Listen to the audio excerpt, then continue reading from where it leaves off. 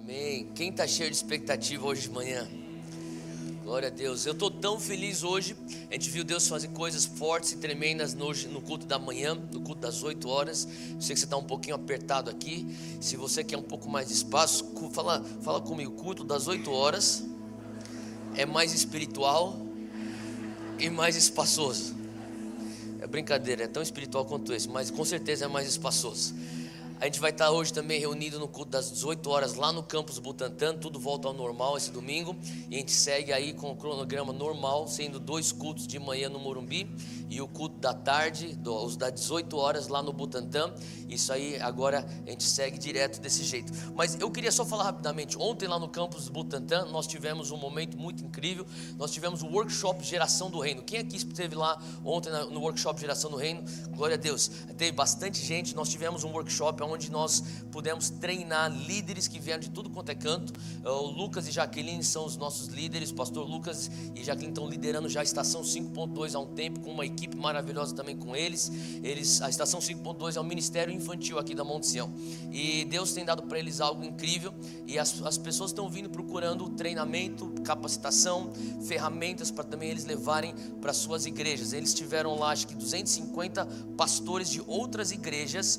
Obviamente não foi da Monte Sião, porque não tem 250 pastores da Monte Sião, mas 250 pastores de outras igrejas vieram para serem treinados e levaram isso para suas igrejas. Então ontem o dia inteiro eles tiveram esse treinamento e eles também lançaram um livro chamado Criança com C. O Lucas e Jaqueline escreveram esse livro. É basicamente o DNA de como eles fazem ministério infantil aqui na Monte Sião. E eu quero, não é só para pastores de criança e também não é só para líderes ou voluntários que trabalham com ministério infantil. Se você é um pai ou uma mãe, levanta a mão. Se você é um pai ou uma mãe, levanta a mão. Tá? Isso aqui tem ferramentas, tem princípios de como o reino de Deus opera e como a Bíblia nos ensina a criar filhos e criar líderes. Eu quero recomendar isso para você.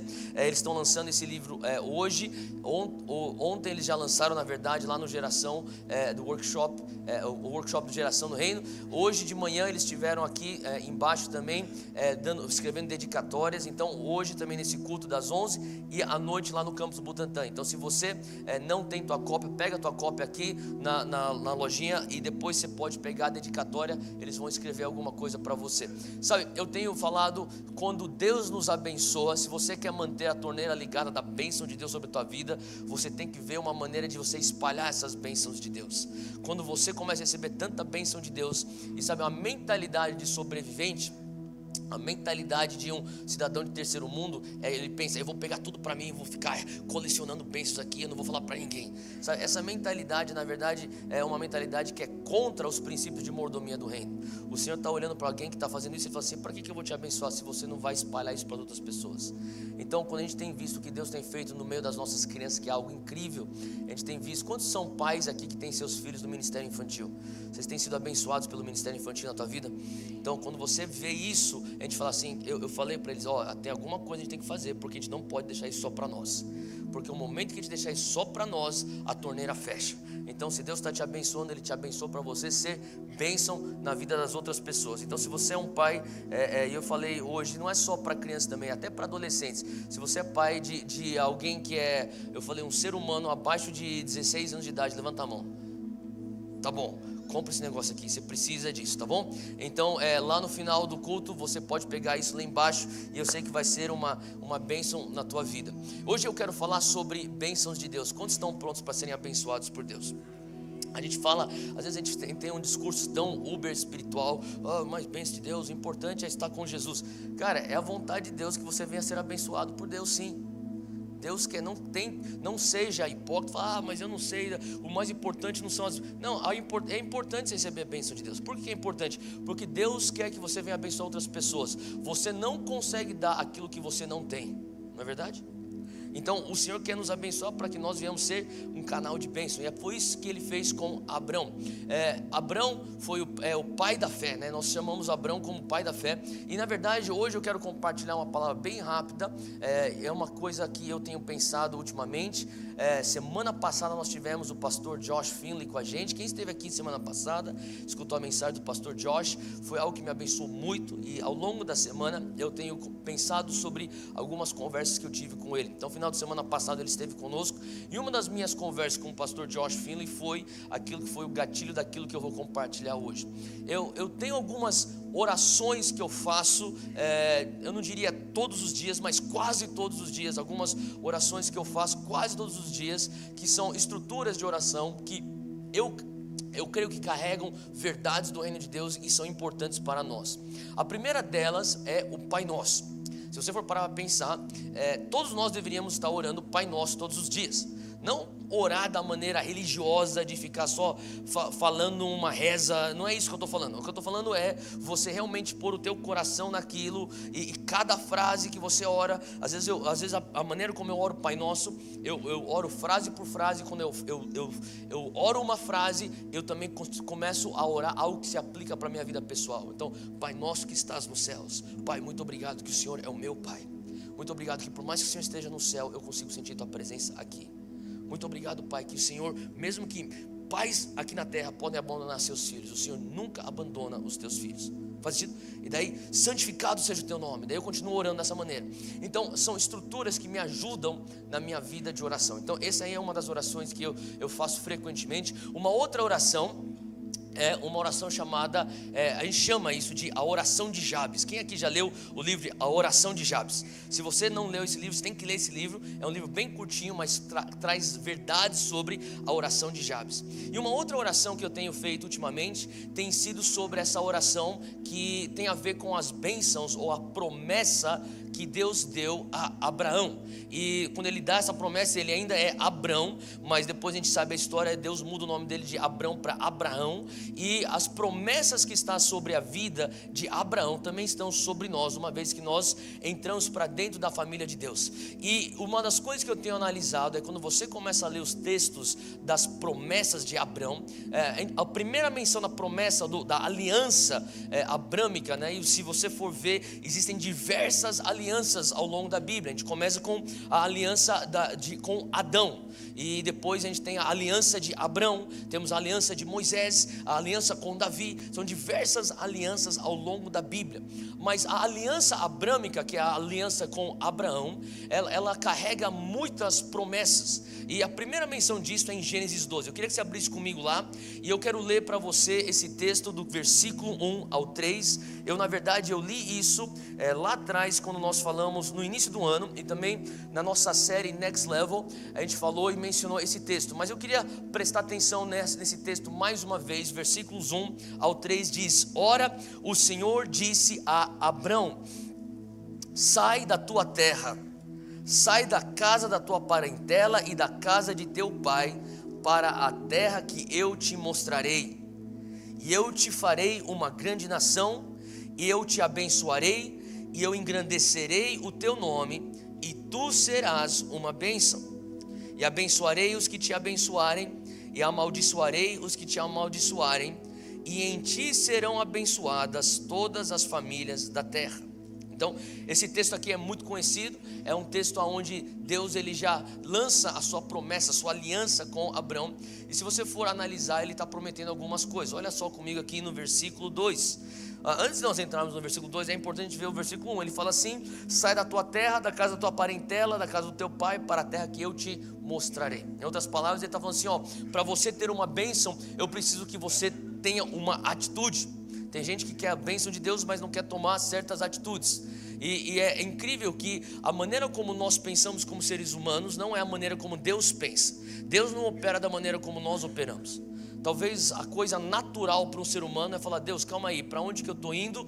Se o Senhor me garantir as tuas bênçãos, eu preciso de uma garantia que eu serei uma grande nação, que eu vou ter uma posteridade, que o Senhor vai me prosperar, e daí então eu saio da minha casa para onde for que o Senhor quiser. Assim que nós fazemos com relacionamentos, com casamento, é assim que nós fazemos com empregos, é assim que nós fazemos quando nós tomamos decisão aonde nós queremos ou não vamos estudar, não é verdade? Eu quero pôr na balança, será que vale a pena? Não vale a pena? Mas quantos sabem que não é essa a maneira de Deus? Jesus, quando ele vem recrutando seus discípulos, ele fala: vem, me segue. Eles não perguntaram para onde, O que eu ganho com isso? Quais são as garantias? Quais são os benefícios? Como que vai ser meu plano de aposentadoria? Não. Jesus simplesmente falava: larga o que você está fazendo, vem e me segue. Essa é a maneira que Deus recruta. Quando o reino de Deus te recruta para uma empreitada do reino, ele não vem com garantia. A única coisa que você tem que vir é com fé. E eu te garanto, sabe, Jesus falou, não tem ninguém que abriu mão do seu pai, da sua mãe, que abriu mão das suas coisas para a causa do reino, para Jesus, que não vai receber nessa vida 100 vezes mais. Jesus mesmo falou. Ele não está falando sobre a eternidade, está falando nessa vida. Então, em outras palavras, olha só como Deus operava desde lá atrás, em Gênesis. Ele fazia a mesma coisa com Abrão. Ele falava assim: sai da tua terra, da casa da tua parentela, casa do teu pai, eu vou te mostrar onde você vai, e se você fizer isso, eu vou te fazer, olha só, versículo 2, uma grande nação, eu vou te abençoar, eu vou fazer o teu nome famoso. Tem uma tradução que fala: eu engrandecerei o teu nome, mas tem outra que diz: eu te farei famoso, o teu nome será famoso.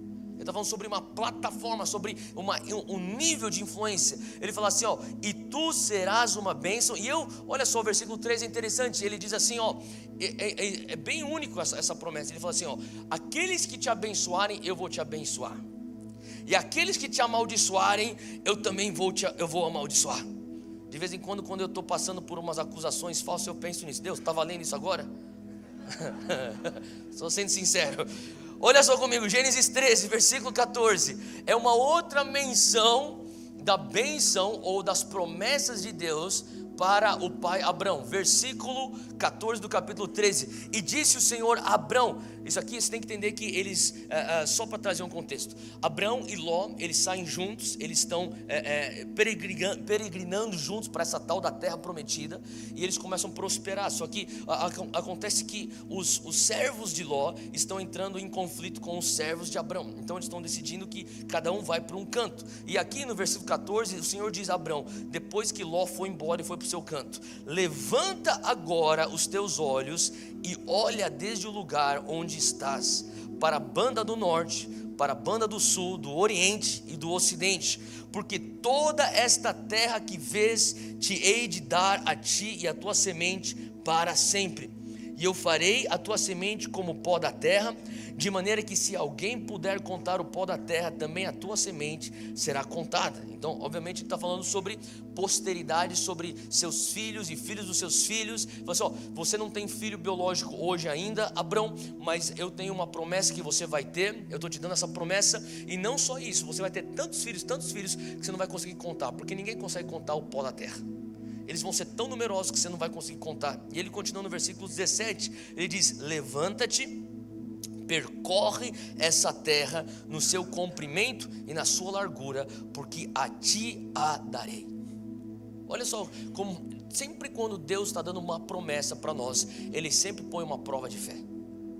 Faz sentido? Agora, eu queria que você entendesse, a primeira prova de fé, você vai sair da casa do teu pai. Então a gente tem indícios que Abrão, ele já era próspero, ele já era abençoado na casa do pai dele. O pai dele já era uma pessoa bem estabelecida, ele tinha bênçãos. E Abrão fala assim: mas por que eu vou sair da minha zona de conforto? Ele fala assim: porque eu tenho um outro patamar para você, eu tenho um next level para você. E aí que é aonde existe muita decisão a ser tomada. Quando Deus vem e lhe oferece, você está bem, agora você quer ficar com aquilo que é bom, ou você quer o meu melhor? Faz sentido? E muitas vezes as pessoas, por não quererem dar um passo de fé para um desconhecido, falam: deixa eu ficar só com o bom que está bom. Quando Deus fala assim: eu queria que você fosse aquele que desse um passo de fé para receber e experimentar o meu melhor. Então aqui Abrão tem uma promessa, mas para que ele venha se apropriar dessa promessa, ele precisa dar um passo de fé. Agora olha só, versículo 17, é interessante que ele tem uma outra promessa. Ele continua com a promessa de uma maneira mais específica. Ele está sendo prometido aqui terra física. Só que ele fala no versículo 17: levanta-te, percorre essa terra no seu comprimento e na sua largura, porque a ti a darei. Sabe, de vez em quando você vai ter que dar um passo de fé. Você vai ter que começar a percorrer territórios que Deus ainda nem te deu. Ele fala assim: vai lá. Mas não é nem meu, Deus, como que eu vou fazer isso? Vai lá, dá esse passo. Deus, mas eu ainda nem recebi isso. Vai, antes de você receber, dá um passo, porque eu vou te entregar. Faz sentido? De uma maneira bem prática. Esse terreno aqui que está aqui do nosso lado esquerdo, e também o terreno que está atrás de nós, ambos, nós irmãos, antes de nós comprarmos esses terrenos, a gente foi, ungiu e demos a volta no quarteirão e falamos: isso aqui é nosso. Eu não sei se é isso que Deus está falando para você fazer. No nosso caso foi algo específico. Só que às vezes significa de uma maneira prática em algo que é diferente para você. Talvez você vai ter que já começar a orar. Talvez você já tenha que começar a aplicar para aquele visto. Talvez você já tenha que começar a entrar e começar a fazer aquelas entrevistas. Sabe, Deus, o Senhor já falou, eu vou dar um passo de fé. Faz sentido? Tem jovens que falam: eu sou chamado para as nações. O que Deus vai fazer? Deus falou que Ele vai me enviar para a África do Sul, que eu serei um missionário lá. Você sabe falar inglês? Não. Que tal você começar a aprender a falar inglês? Porque daí já é um passo de fé que você está dando. Fala: Deus falou para mim que Ele vai me dar aquela nação. Faz sentido? Então tem sempre um passo prático que requer fé para você ter então as promessas de Deus. Olha só, Gênesis 15, 2 capítulos para frente, versículo 1, diz assim: depois destas coisas veio a palavra do Senhor a Abrão em visão, dizendo. Isso aqui é uma outra promessa para Abrão. Ele diz assim: não temas, Abrão, eu sou o teu escudo. Em outras palavras, Deus está falando assim: eu sou a tua proteção divina. Eu estou trazendo a tua proteção, a proteção sobrenatural vem de mim. E Ele fala assim: eu sou o teu grandíssimo galardão. Então Deus está falando assim: Abraão, eu não só estou te prometendo terra, prosperidade, não estou apenas te prometendo uma geração, filhos e filhos. Eu estou te prometendo para você que eu sou o teu galardão. Faz sentido? Agora olha só um outro texto, continuando no capítulo 15, versículo 5, diz: então o levou para fora. Deus levou Abrão para fora de sua tenda e disse: olha agora para os céus e conta as estrelas, se as podes contar. E disse-lhe: assim será a tua semente, a tua posteridade, os teus filhos. E creu ele no Senhor e foi-lhe imputado isto por justiça. Sabe, Deus te considera justo quando você crê na palavra dele. Uma vez eu estava orando, eu precisava de uma provisão de Deus muito grande. Na verdade era um momento que nós estávamos antes de adquirirmos a fazenda do Dunamis. Precisávamos de uma bolada de dinheiro. Eu falei: Deus, não tenho a mínima noção como a gente vai conseguir isso. Eu estava orando tanto, eu não conseguia nem dormir direito. Eram semanas após semanas disso. E eu lembro que uma vez eu estava num momento com Deus, fazendo alguma coisa bem simples. E eu estava escutando um louvor. E no meio do louvor que eu estava escutando, era um líder de louvor chamado Jason Upton. Ele estava cantando uma música. E no meio, ele cantou uma frase e Deus falou para mim: é essa a minha palavra para você. E a palavra simplesmente era: a tua confiança em mim é a tua maior adoração.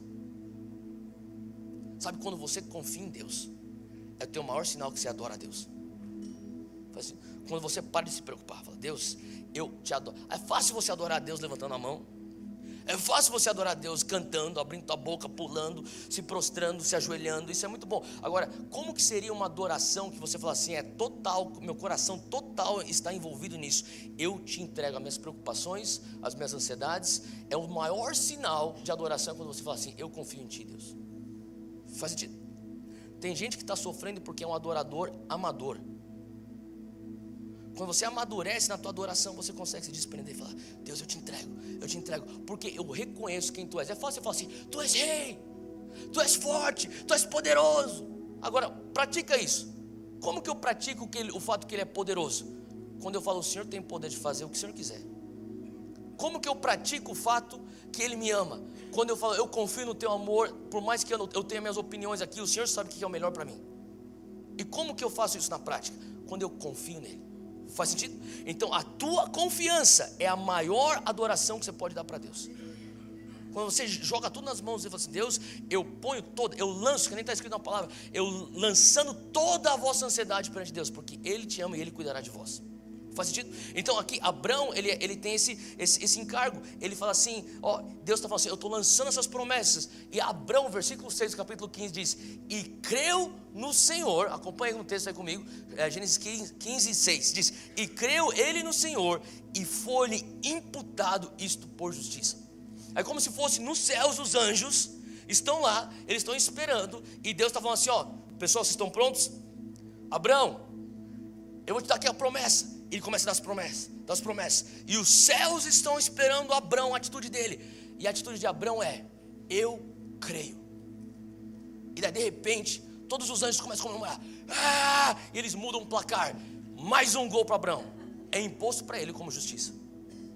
Ele acabou de marcar um gol nos céus, só pelo fato que ele creu. Faz sentido, gente?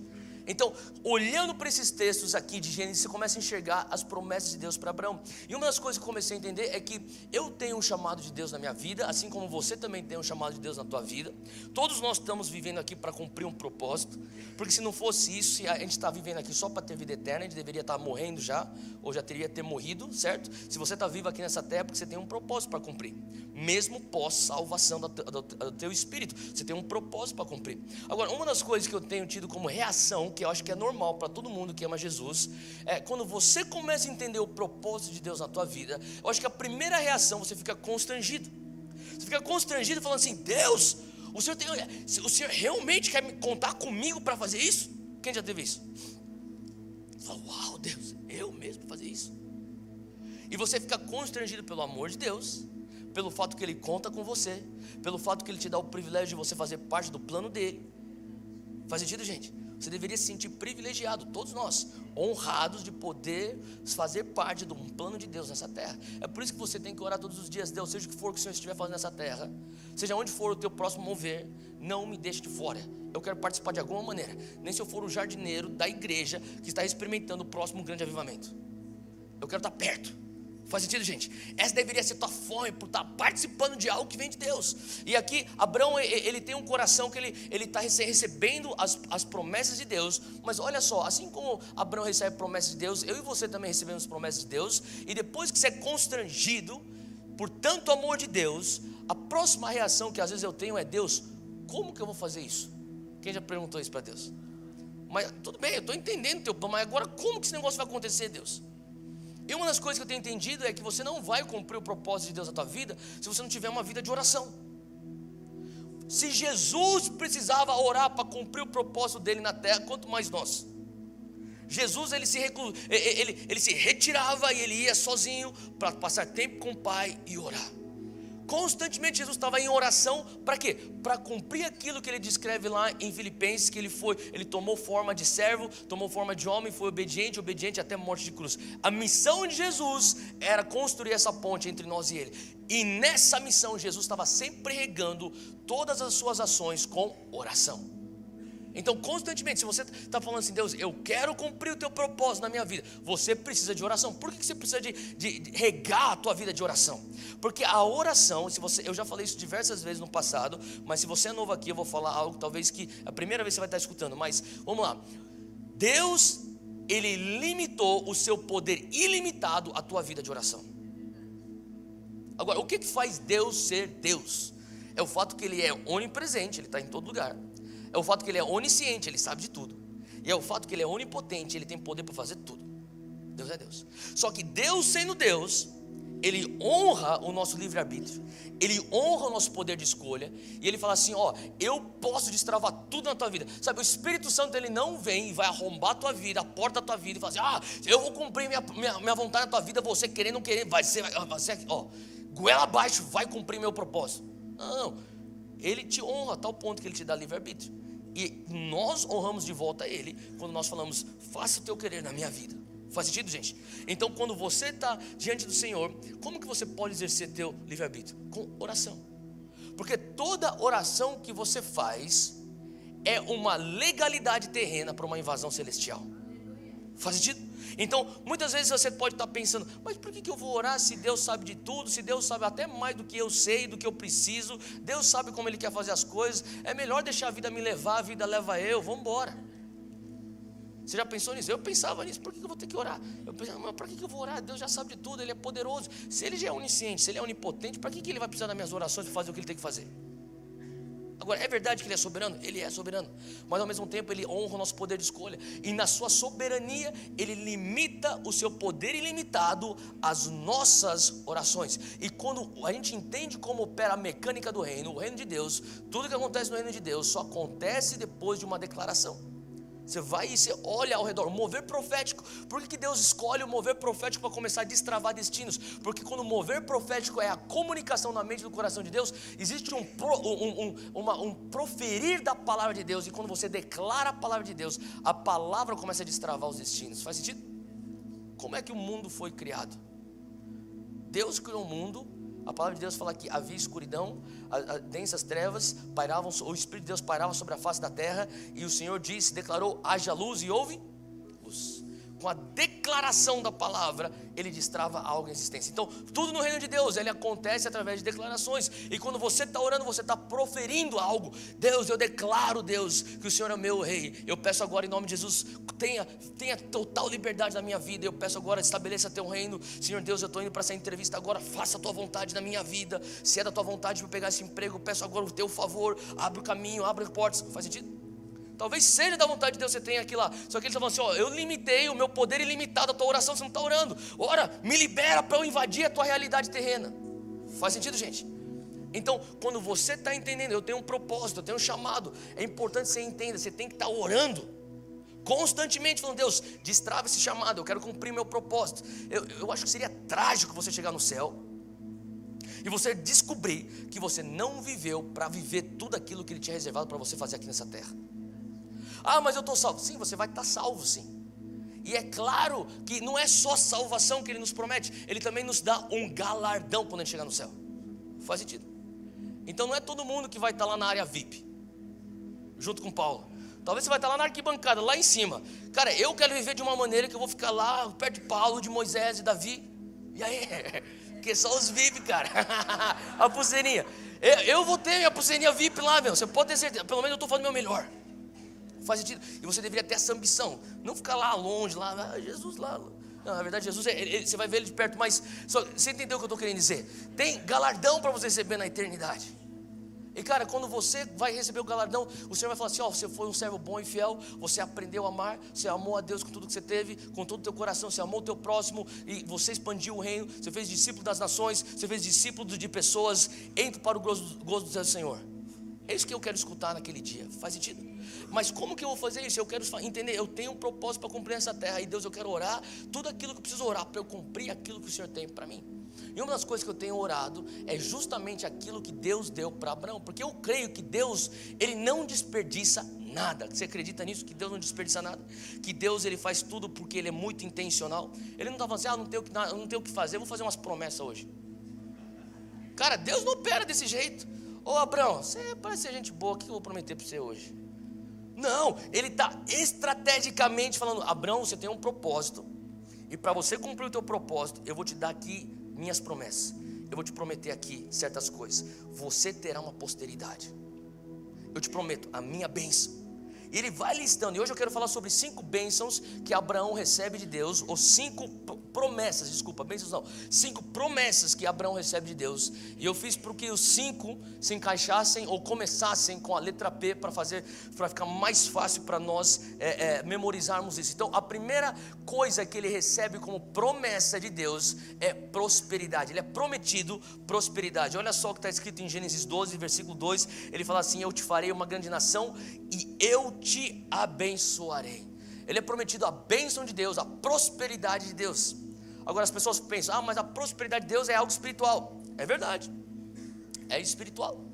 A maior riqueza que você pode ter é algo espiritual, é a realidade do Espírito Santo dentro de você. Mas também Deus quer te abençoar fisicamente, monetariamente também. Ele quer te abençoar financeiramente. Porque deixa eu te falar uma coisa: como é que você vai falar de Jesus para alguém que está passando fome, se você não tem nem dinheiro para comprar um pão para ele? Ele não quer saber do teu Deus se ele está com fome. Agora, se você tem a bênção de Deus, fala assim: vem cá que eu vou pagar para você uma refeição, come aqui. Comeu, está de barriga cheia, agora presta atenção, eu vou falar para você o que realmente interessa.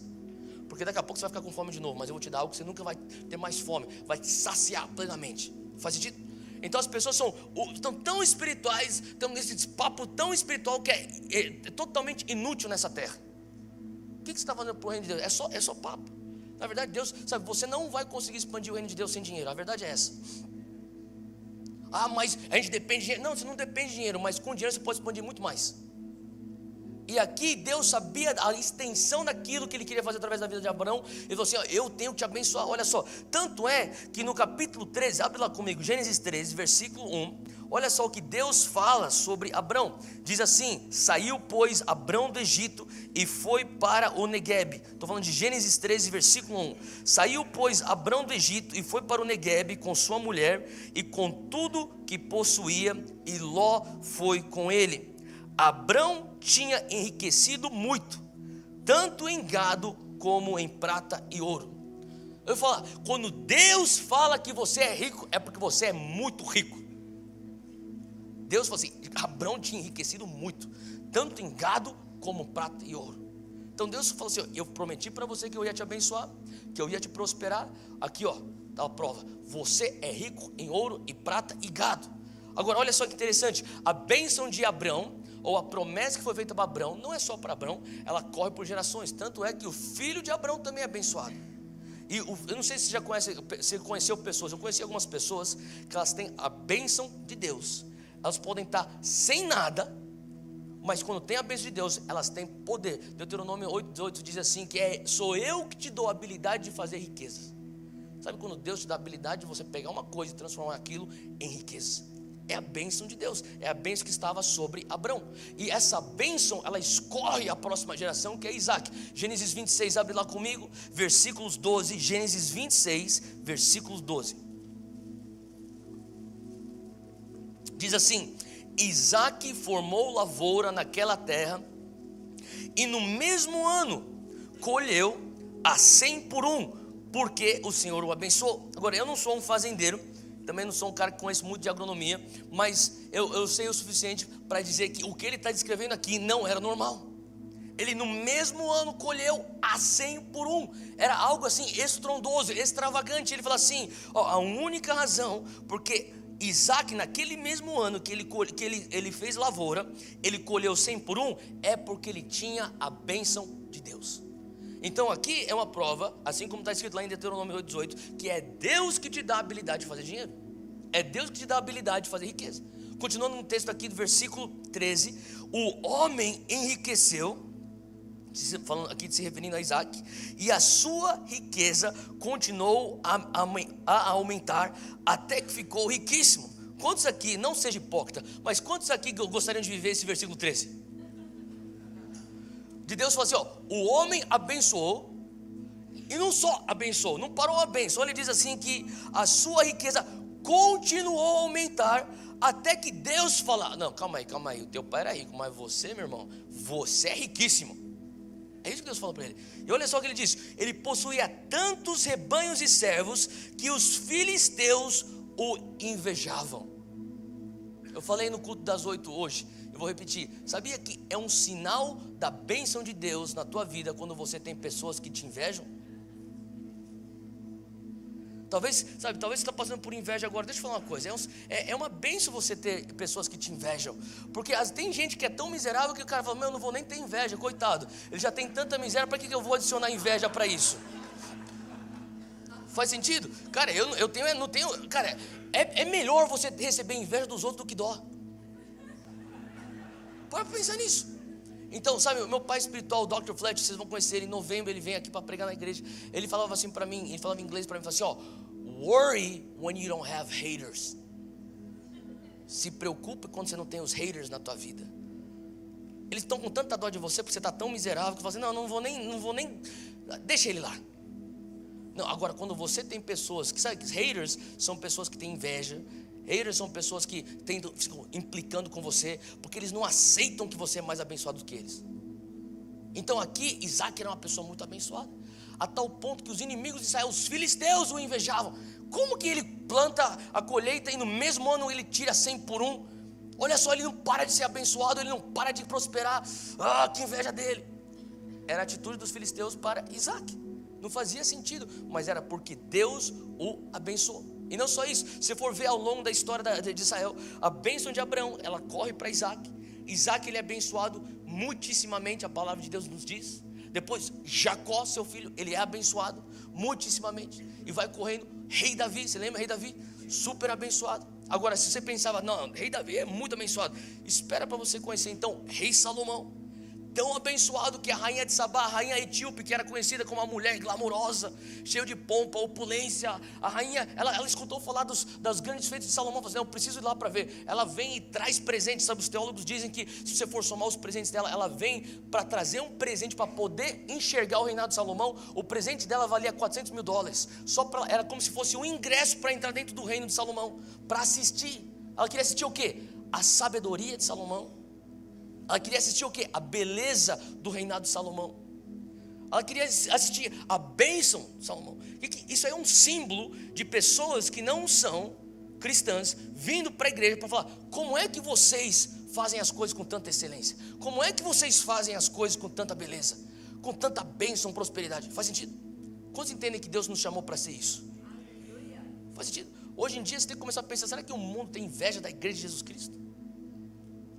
Se você for analisar a história da igreja, existe sim. Você vai falar: até mas nunca isso vai acontecer. Não, já aconteceu no passado momentos onde a igreja de Jesus Cristo foi um estandarte de excelência, foi um estandarte de sabedoria, de prosperidade. E eu creio que Deus está para restaurar isso nos nossos dias. Você crê nisso? Então, uma das coisas que eu tenho orado a Deus, eu quero prosperar, não para eu construir meu próprio império, não para eu falar: olha só como eu sou rico. Não, não é isso. Olha só Efésios 4, abre lá comigo. Paulo nos ensina o porquê que Deus quer nos prosperar, porquê que Deus quer nos abençoar. Olha só, Efésios 4, versículo 28. Paulo diz aqui: o que furtava, não furte mais, antes trabalhe. Fala comigo: trabalhe, fazendo algo útil com as mãos. Então, em outras palavras, lembra que eu falei? O Senhor quer nos dar promessas, mas vai requerer de nós um passo de fé. Às vezes o teu maior passo de fé é você continuar estudando e trabalhar.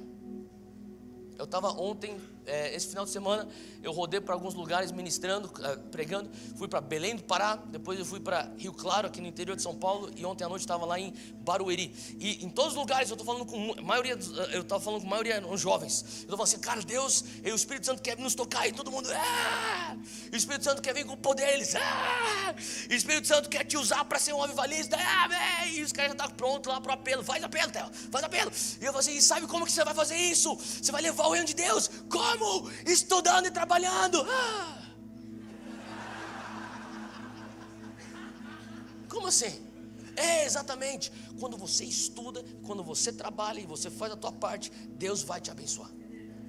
Faz sentido? Porque Ele não vai ser infiel aos seus princípios. E aqui próprio Paulo, estou falando aqui da época da graça, estou falando da igreja neotestamentária. Ele está falando assim: antes trabalhe, faça algo de útil com as mãos. Eu acho que isso é interessante. Ele está falando, sabe, a gente tem que... Às vezes eu converso com os nossos líderes aqui, o Dudu, que está liderando os nossos jovens adultos, e o Davi, que tem também liderado os nossos adolescentes do Rise. Os dois têm feito um excelente trabalho. E muitas vezes eu falo assim: tudo bem, os caras, foi o mover de Deus, nego capotado para tudo quanto é lado, os caras sendo... Eu falei: tudo bem, glória a Deus. Eu quero saber, os caras estão tendo o caráter de Cristo? Outra coisa que eu quero saber: os caras estão trabalhando, é tudo vagabundo, vadio, que está vivendo do dinheiro do pai e da mãe? Está estudando? Faz sentido, gente? Porque isso aí é uma espiritualidade que não vai levar a nada, a não ser que a gente consiga o acesso para dentro das esferas da sociedade e leve justamente isso que a gente está experimentando aqui para dentro do Senado, para dentro do mundo empresarial, para dentro do mundo educacional, para dentro das artes de entretenimento. Só que você só chega lá trabalhando e fazendo algo útil com suas mãos. Faz sentido? Então é isso que Paulo que era o cara mais espiritual depois de Jesus no Novo Testamento. Ele falava: olha, o que furta, não furte mais. Mas não só isso, trabalhe, faça algo útil com suas mãos. Faz sentido? E isso é a bênção de Deus na tua vida. Faz sentido, gente? Aqui ele está falando assim: por quê? Para que tenha o que repartir com quem estiver em necessidade. Sabia que a tua prosperidade carrega um propósito? A tua prosperidade é para repartir com aquele que não tem o que dar ou o que comer. O Senhor quer te abençoar a tal ponto que você vai ser tão abençoado que você vai ter muito para dar e ser generoso. Sabe, você não pode dar o que você não tem, que nem eu já disse.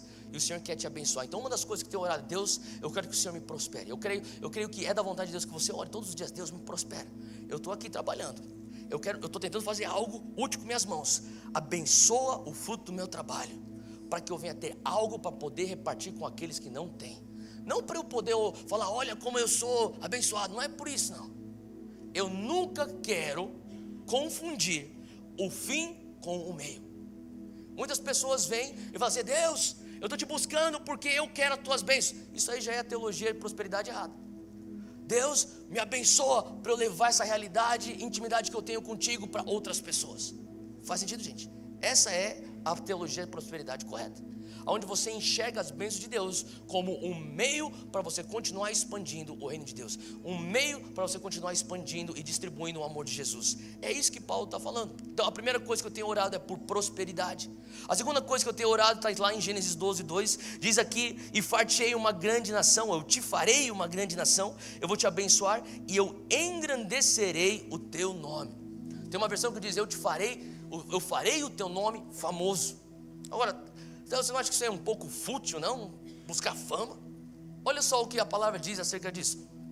Mateus 5,14, abre lá comigo. Jesus mesmo falava sobre exposição. Ele está falando aqui sobre plataforma. O que Deus está prometendo para Abraão aqui em Gênesis 12 é: eu te darei uma plataforma, você será conhecido, o teu nome será famoso. Mas existe um propósito para a tua fama. Olha só o versículo 14, Jesus em Mateus 5 diz: vocês são a luz do mundo. Não se pode esconder uma cidade construída sobre um monte. Jesus está falando assim, quando você abraça a tua identidade como luz do mundo, como uma cidade construída sobre um monte, ela não consegue ser escondida. Sabe, algumas pessoas têm uma ideia religiosa, que vem lá dos quintos dos infernos, que pensam que quanto mais espiritual, mais você fala assim, e você se esconde e anda pelas beiradas. Cara, você não vai mudar ninguém desse jeito. Você não vai abençoar ninguém desse jeito. O Brasil nunca vai mudar se você continuar com essa atitude, com essa falsa religiosidade. Aqui o que Jesus está falando é: olha, eu te fiz para você ser a luz, e a luz tem que brilhar. Eu te faço, Jesus nos compara com uma cidade. Ele fala assim, sabe, quando eu construo você como uma cidade, eu te ponho lá em cima do monte, porque a cidade sobre o monte não pode ser escondida.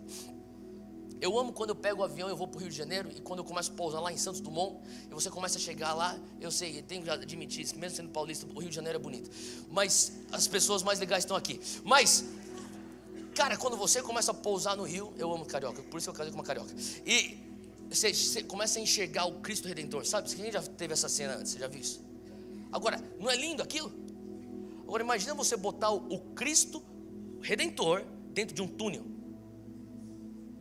Faz sentido? Não faz sentido.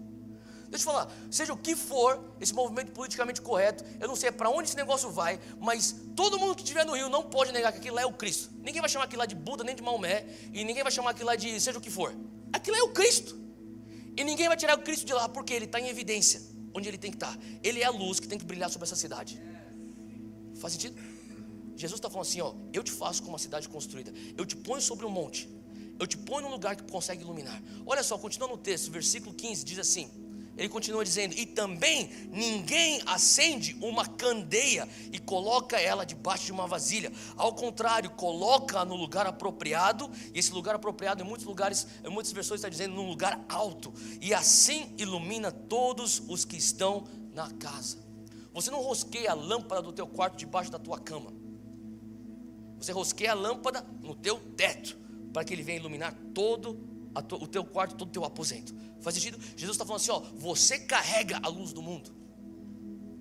Sabe, esse espírito de religiosidade, de falsa humildade, fala assim, eu não preciso aparecer. Não, Jesus está falando assim, eu não morri à toa para você não querer aparecer. Eu morri para pôr uma luz dentro de você. Agora abraça a tua responsabilidade como filho meu e vai e brilha a tua luz. Olha só o versículo 16, ele continua: assim brilhe a luz de vocês diante dos homens, para que vejam as suas boas obras e glorifiquem o Pai de vocês que está nos céus. O que ele está falando aqui? Ele não fala assim, só vai brilhar a luz quando você está dentro da igreja, no meio de crente. Crente não precisa saber essa luz, eles já carregam a luz. Quem que precisa dessa luz? Quem está lá fora na escuridão. Como que você vai brilhar essa luz? Quando você aceita a tua identidade como cidade construída sobre um monte. Faz sentido? Muitas vezes essa falsa modéstia nada mais é do que um migué. Eu não quero ser responsável para viver e dar um bom testemunho. Tem gente, por ter um caráter duvidoso, prefere, eu não quero me santificar, mas também eu não quero queimar o filme de Jesus. Então nem vou falar para eles que eu sou crente. Vou ficar aqui como agente 007 dentro da faculdade. Faz sentido? Contanto que eles não saibam que eu também que eu sou crente, eu posso continuar pecando aqui e eu não vou dar mau testemunho. Você está se enganando. Olha só o que a palavra diz no versículo 16. Ela diz assim: assim brilha a luz de vocês diante dos homens. Para quê? Só para ficar brilhando? Não, para que vejam as suas boas obras. O problema é que muitas vezes os evangélicos não estão fazendo boas obras. Faz sentido? E o Senhor está nos chamando. Como é que a gente faz boas obras? Estudando, trabalhando, fazendo algo útil com tuas mãos e prosperando, e sendo generoso e dando para aqueles que estão necessitados. É assim que a gente faz boas obras. E quando as pessoas olham e falam assim: uau, você tem bênção de Deus, você tem tanta bênção de Deus que eu sou tentado até ter inveja de você, mas eu não consigo negar que é Deus e eu tenho que glorificar o Deus que você serve. Faz sentido? Isso é o cumprimento de Isaías 60, versículo 1 até o versículo 4. Eu já li isso tantas vezes. Se você puder, abre lá comigo. Nosso tempo está avançado, mas eu quero correr com isso aqui rapidinho. A palavra de Deus diz aqui no versículo 1 de Isaías 60: levante-se e brilhe, porque chegou a sua luz, a glória do Senhor já raia, já surge sobre você. Olhe, a escuridão cobre a terra, as densas trevas estão cobrindo os povos, mas sobre ti, falou comigo, sobre mim, o Senhor vem surgindo, e a sua glória se verá sobre ti.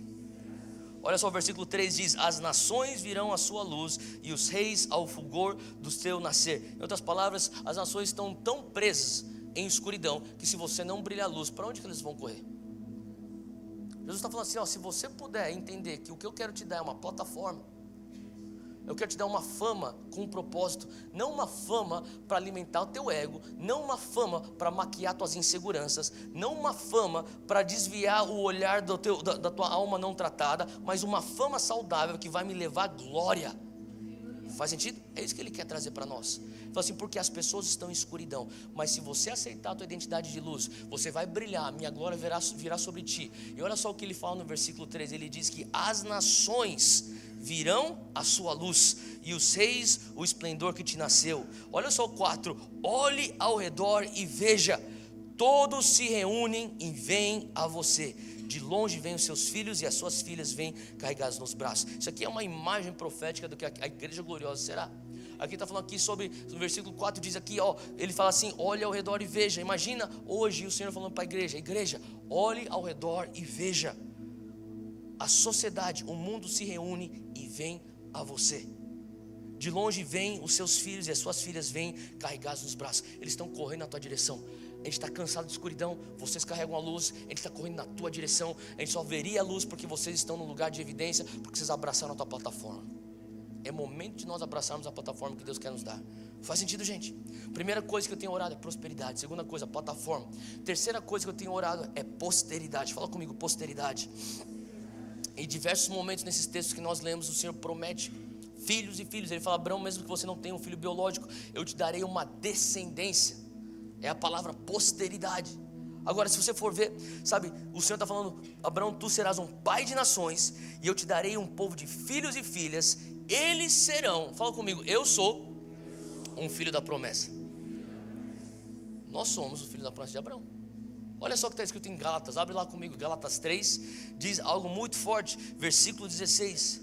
Jesus, fala de Jesus sendo o cumprimento da promessa que Deus deu a Abraão. Versículo 16 diz, assim também as promessas foram feitas a Abraão e ao seu descendente. Olha como Paulo explica isso aos Gálatas. A escritura não diz e aos seus descendentes, como se falando de muitos. A escritura diz ao seu descendente, dando a entender que se trata de um só, isto é, Cristo. O que ele está falando aqui? Paulo está explicando, Paulo está numa aula de teologia para os Gálatas, ele fala assim, ó, na nova aliança, o descendente de Abraão é Cristo. Por que isso é importante? Porque automaticamente ele está falando assim, se você quiser ter parte na promessa, na aliança, nas bênçãos de Abraão, a única maneira é através do descendente. Não é através dos descendentes cumprindo leis. Ele fala assim, não, agora estamos na época da graça. É através do descendente. Quando você aceita o sacrifício de Cristo, o descendente de Abraão, nós estamos tendo parte junto com ele nisso. Olha só, ele continua, Paulo, em Romanos 4, abre lá comigo, Romanos 4. Então a gente entende, Jesus, ele é o próprio cumprimento da promessa da descendência de Abraão. E aqui, Romanos 4, versículo 11, olha só o que Paulo continua explicando. Ele diz, assim, ele recebeu a circuncisão como sinal, como selo da justiça que ele tinha pela fé, quando ainda não fora circuncidado. Portanto, ele é o pai de todos os que creem, mas sem terem sido circuncidados, a fim de que a justiça fosse acreditada também a eles. Versículo 12. E é igualmente o pai dos circuncisos, que não somente são circuncisos, mas também andam nos passos da fé que teve nosso pai Abraão antes de passar pela circuncisão. O que ele está falando? Agora, em Jesus, quem que vai ter a legalidade para ser um herdeiro das bênçãos de Abraão? Os judeus? Sim, se os judeus crerem. Ele está falando assim, em Jesus, tanto gentios como judeus crentes. Os da circuncisão física e os da circuncisão espiritual, que é a circuncisão do coração, quando nós temos o novo nascimento e descemos as águas. Ele fala assim, esses têm herança, têm parte da herança com o descendente. Faz sentido? Então, tanto crentes, judeus ou gentios, nós somos partes dessa promessa. Nós somos os filhos da promessa através do descendente. Faz sentido? Então, primeira coisa que a gente tem que entender, quando o Senhor começa a prometer para Abraão, Ele está falando sobre o quê? Nós, a igreja neotestamentária, nós somos o cumprimento dessa promessa. Olha só outra coisa interessante, eu queria que você abrisse comigo em 1 Pedro 2. 1 Pedro 2, versículo 9, fala aqui sobre o verdadeiro povo escolhido. O verdadeiro povo, o Israel verdadeiro hoje, na época da graça. Diz assim, versículo 9, 1 Pedro 2, 9. Vocês, porém, são geração eleita, sacerdócio real, nação santa, povo exclusivo de Deus, ou povo escolhido de Deus, para anunciar as grandezas daquele que os chamou das trevas para a sua maravilhosa luz. Antes vocês nem sequer eram povo, mas agora vocês são povo de Deus. Quem aqui é povo de Deus? Fala comigo, eu sou uma geração eleita, um sacerdócio real, uma nação santa, um povo escolhido e o povo de Deus. Faz sentido? É o que a Bíblia diz que você é. Olha só o que ele continua dizendo aqui. Não haviam recebido misericórdia, mas agora a receberam. Sabe o que eu tenho orado por posteridade? Porque se eu entendo que nós somos filhos da promessa, se eu entendo que através do descendente eu posso ter acesso a tudo que ele tinha prometido para Abraão, eu começo a entender que eu também sou nação santa, eu sou povo escolhido, eu também sou geração eleita, e eu sou separado por Deus para anunciar as grandezas daquele que me chamou das trevas para a sua maravilhosa luz. Então toda vez que eu evangelizo, eu estou gerando filhos na fé. Faz sentido? Toda vez que eu ganho alguém para Jesus, eu falo, você nasceu de novo, você agora, eu consegui trazer você para dentro da família real, para o sacerdócio real, eu vou te discipular. O que é essa pessoa? Ela é meu filho na fé, é minha posteridade. Faz sentido? Todos os dias você deveria estar orando, Deus, eu quero chegar lá no final, no juízo final, eu posso falar, Deus, olha aqui, todos esses filhos da promessa, eu que trouxe eles para dentro do reino.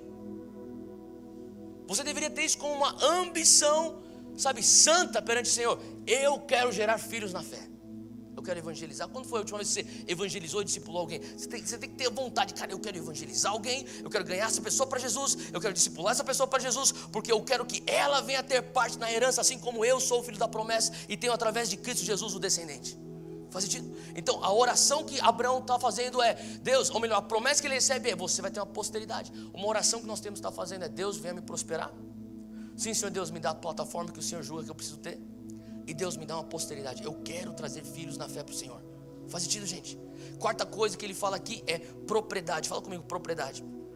Em vários lugares ele está falando aqui em Gênesis 15, você já leu, na verdade Gênesis 13, ele fala assim no versículo 14, ele diz, levanta agora os teus olhos e olha desde o lugar onde estás para a banda do norte, sul, oriente e ocidente.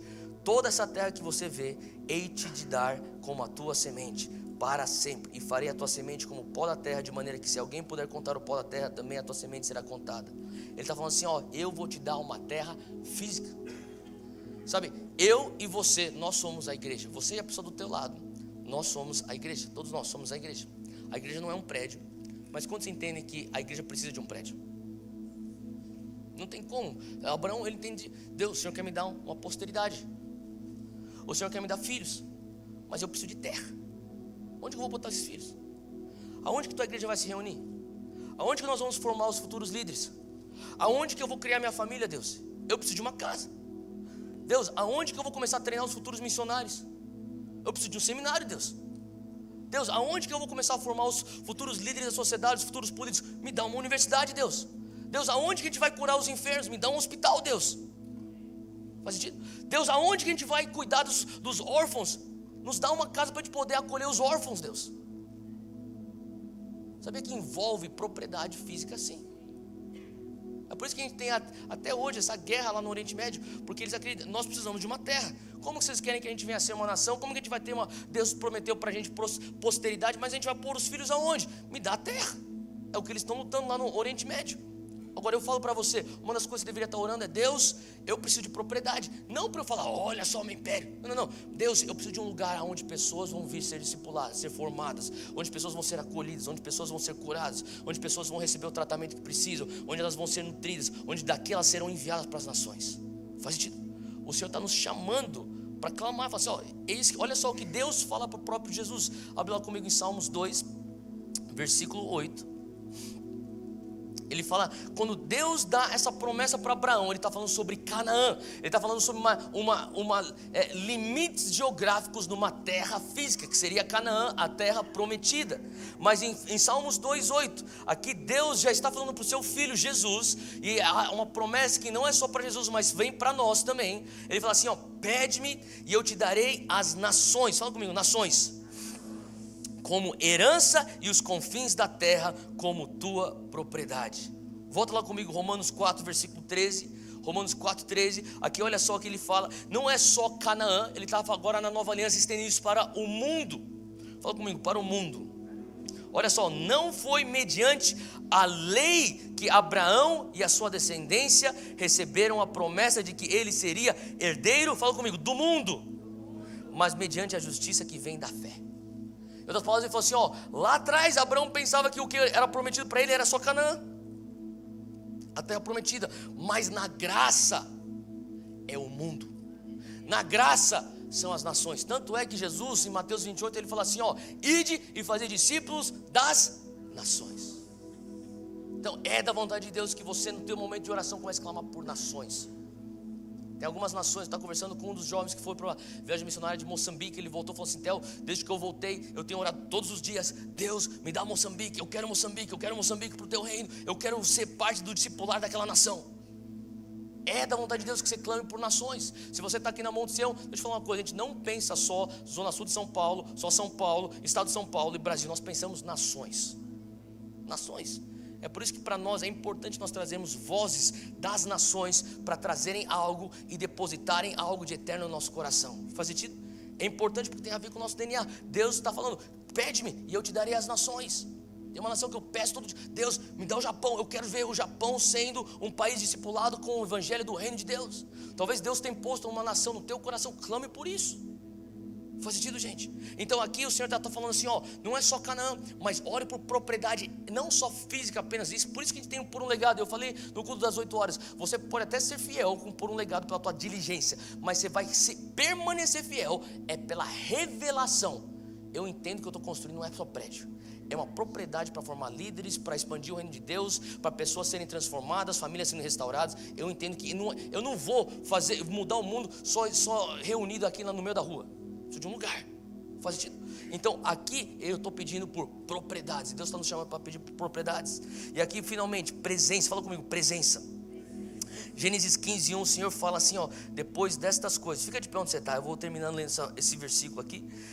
Fica de pé, o Senhor diz assim, depois destas coisas veio a palavra do Senhor a Abrão em visão, dizendo, não temas, Abrão, eu sou o teu escudo, o teu grandíssimo galardão.